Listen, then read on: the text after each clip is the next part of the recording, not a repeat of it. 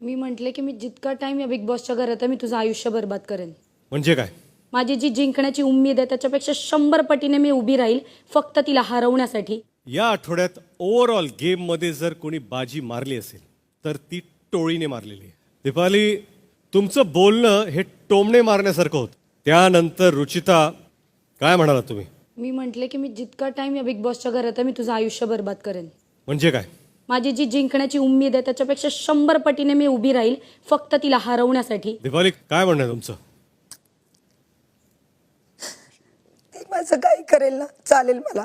मी तिला त्या दिवशीच सांगितलंय. पहिला दिवस गेला, दुसरा दिवस गेला, या घरात 100 दिवस कंप्लीट करून दाखवेन. प्राजक्ता आणि करण ही जी चंगूमंगूची जी जोडी आहे बाजूला, त्यांची काय आहे ना, एक रनिंग कॉमेंट्री सुरू असते. तुम्ही प्राण्यांची डॉक्युमेंटरी कधी बघितले का? हा वाघ आहे, ही वाघीण आहे, वाघीण पाणी प्यायला गेलेली आहे.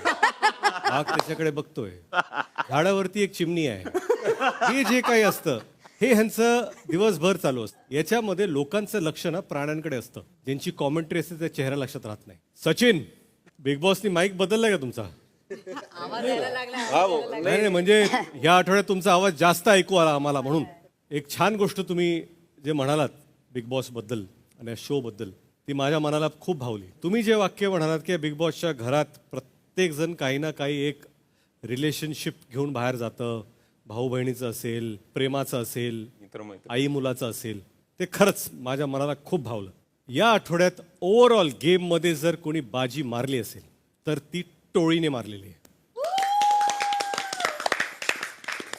त्यांच्या चुका झाल्या, चुकीचं बोलले, आरडाओरडा केला, याबद्दल मी ऑलरेडी बोललोय. पण त्यांची प्लॅनिंग असेल, स्ट्रॅटेजी असेल, एकमेकांबद्दलची लॉयल्टी असेल, ही पूर्ण आठवड्याभर दिसली आणि टास्कमध्ये सुद्धा दिसली.